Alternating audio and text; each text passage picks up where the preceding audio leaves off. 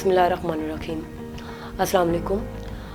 आज हम chapter number 2 का जो टॉपिक पढ़ने जा रहे हैं वो है बेसिकली मलेरिया क्या है, इसकी हिस्ट्री क्या है, ये कब स्टार्ट हुआ, इसके बारे में डिफरेंट टाइप्स के साइंटिस्ट ने जो ऑब्जर्वेशंस दी, एक्सपेरिमेंटेशंस दी, इसके बारे में सारी डिटेल्स बताई कि इसकी हिस्ट्री कहाँ से स्टार्ट हुई और कहाँ इसका ट्रीटमेंट स्टार्ट किया इन्होंने। ये सारी स्टडी आज हम इस टॉपिक में पढ़ने जा रहे हैं। स्टडी ऑफ मलेरिया बेसिकली एक ऐसी चीज़ है जो आजकल बिल्कुल एक कोरोना की तरह वायरल चीज़ हो गई थी एक टाइम पर, जिसके बारे में किसी टाइप की कोई वैक्सीनेशंस नहीं डिस्कवर की गई थी, कोई मेडिसिन्स, कोई क्यूरेशंस के लिए, कोई प्रिकॉशंस के लिए इसकी इन्हें पता ही नहीं चला था अभी लोगों को इसके बारे में कि ये क्या चीज़ है। 2000 ईयर्स अगो ये तकरीबन साइंटिस्ट ने इसके बारे में जानना भी शुरू कर दिया था।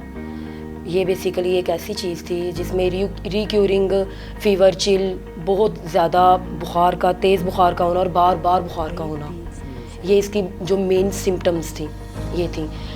ये साइंटिस्ट ने जब इसकी स्टडी स्टार्ट की तकरीबन 2000 साल पहले, इन्होंने इसके बारे में जाना कि ये बार बार बुखार का होना ये बेसिकली चीज़ क्या है।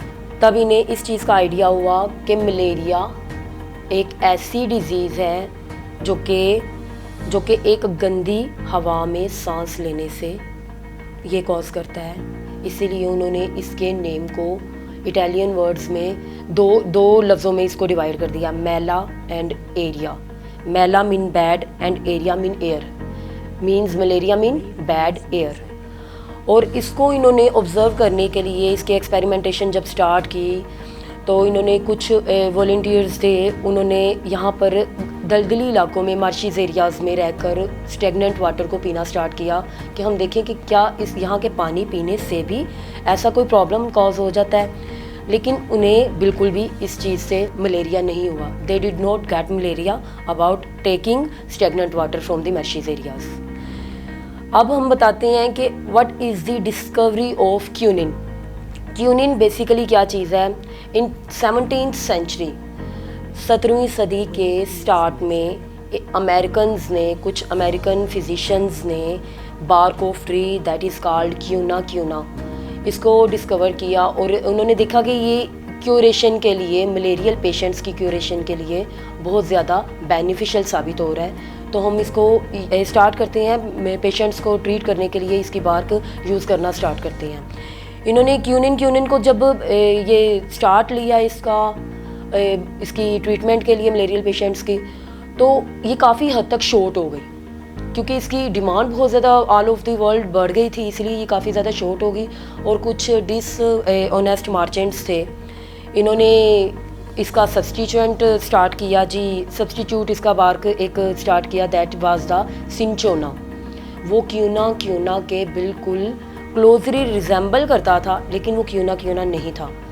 इन्होंने ये लोगों को ब्लैक में सेल करना स्टार्ट किया, लेकिन साइंटिस्ट ने देखा कि ये तो उस क्यूना से भी ज़्यादा अफेक्टिव नज़र आ रहा है। ये सिंचोना जो इन्होंने एक बेईमानी तरीके से स्टार्ट किया, कुछ मर्चेंट्स ने मार्केट में लाने की कोशिश की, लेकिन ये तो ज़्यादा उसके लिए अफेक्टिव नज़र आ रहा है मलेरियल पेशेंट्स के लिए, तो उन्होंने इसके ऊपर ही रिलाई करना शुरू कर दिया क्योंकि इसकी प्रोडक्शन भी ज़्यादा थी क्यूने से।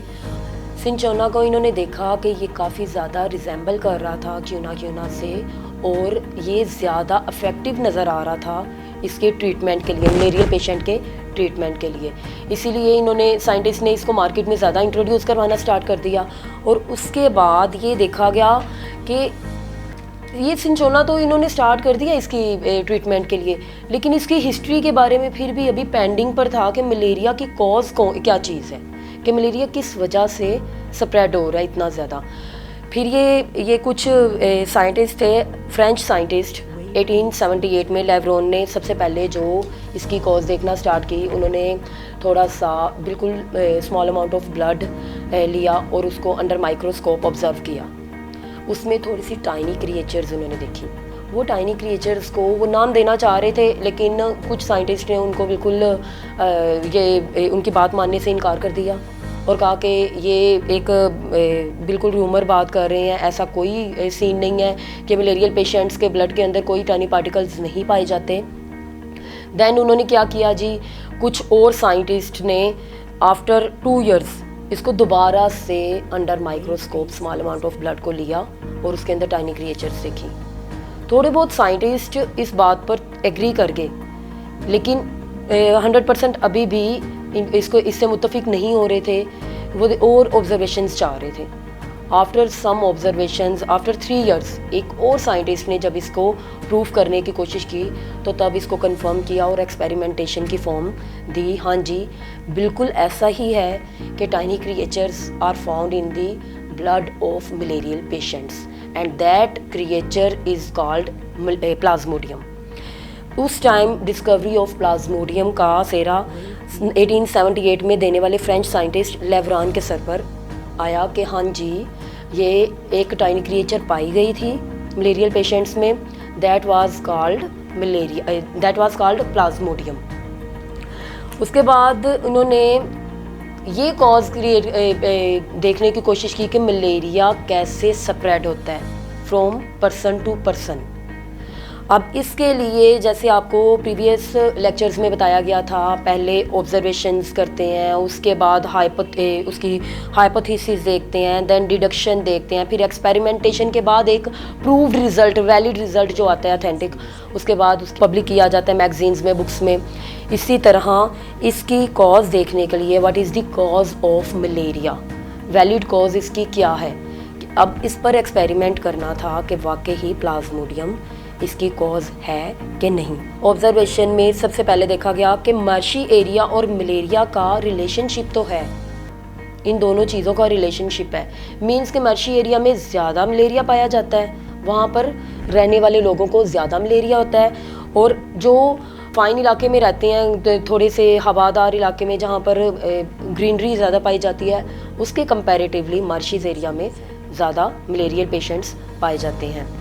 और उसके बाद quinine is the effective drug for the malarial patient, एक ऑब्जर्वेशन इन्होंने ये बयान की। और उसके बाद drinking water of marshes does not cause malaria, कि वहाँ का पानी पीने से, दलदली इलाकों का पानी पीने से ये मलेरिया कॉज नहीं करते। और Plasmodium is the main cause which is seen in the blood of malarial patient, एक टाइनी पार्टिकल जो प्लाज्मोडियम था वो भी मलेरियल पेशेंट्स में पाया जाता है। देन इसकी hypothesis I, that was valid, Plasmodium is the cause of malaria. और उसके बाद डिडक्शन भी यही है, उसको प्रूफ करने के लिए, हाइपोथेसिस को प्रूफ करने के लिए हमेशा डिडक्शन बयान की जाती है कि if plasmodium is the cause of malaria then all person ill with malaria should have the plasmodium in their blood. ये तो होना है कि अगर प्लाज्मोडियम ही कॉज कर रहा है मलेरिया का, तो फिर हर पेशेंट के ब्लड के अंदर प्लाज्मोडियम होना ज़रूरी है। इसके लिए जब एक्सपेरिमेंट किया गया तो एक्सपेरिमेंट में देखा गया जी, 100 पर्सन्स का ब्लड अंडर माइक्रोस्कोप ऑब्जर्व किया तो ऑलमोस्ट सभी में प्लाज्मोडियम पाया गया था, सभी में प्लाज्मोडियम देखा गया। उसके अलावा जो हेल्दी पर्सन, कुछ हेल्दी पर्सन्स भी थे, उनमें से 100 में से 7 हेल्दी पर्सन्स थे जिनकी स्टमक वॉल्स में प्लाज्मोडियम नज़र आया।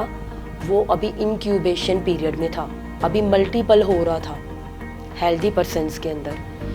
अब इसी की डिटेल को जब हमने कंक्लूड किया तो ये हमें साबित हो गया, ये प्रूफ हो गया कि plasmodium is the main cause of malaria.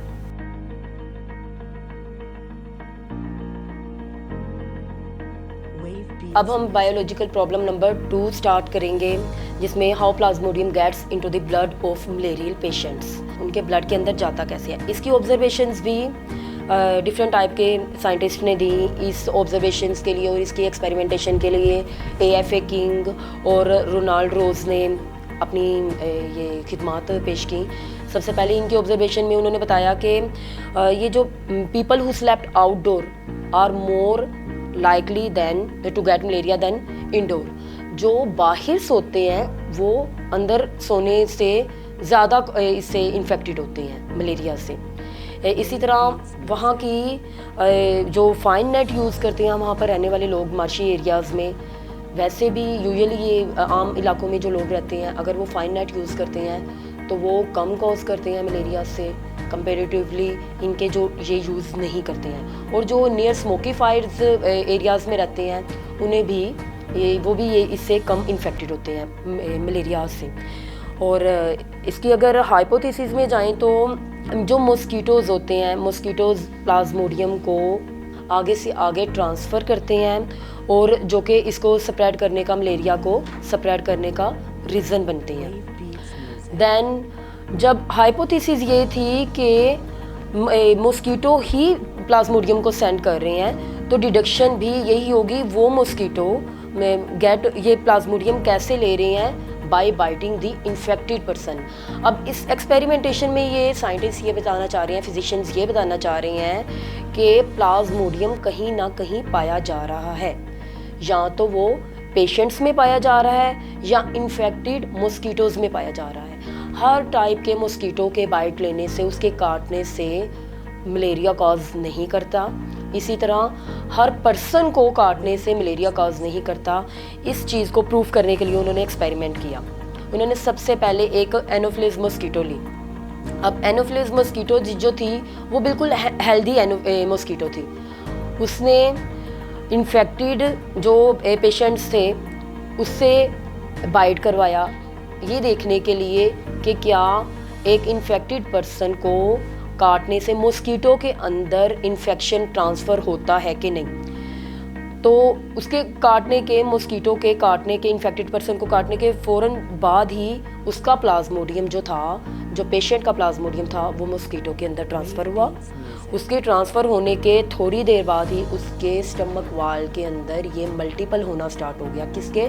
Mosquito के, एनोफिलिस मॉस्किटो, जो कि एक हेल्दी मॉस्किटो थी।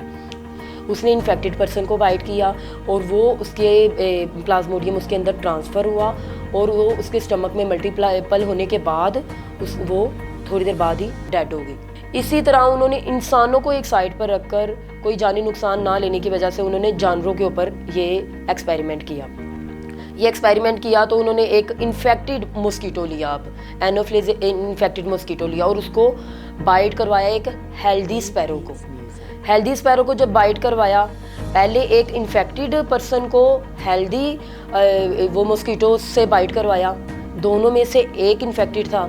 इसी तरह अब इन्फेक्टेड मॉस्किटो को हेल्दी स्पैरो से बाइट करवाया तो वो सारा प्लाज्मोडियम स्पैरो के अंदर आ गया और वो आफ्टर सम टाइम एक्सपायर हो गई।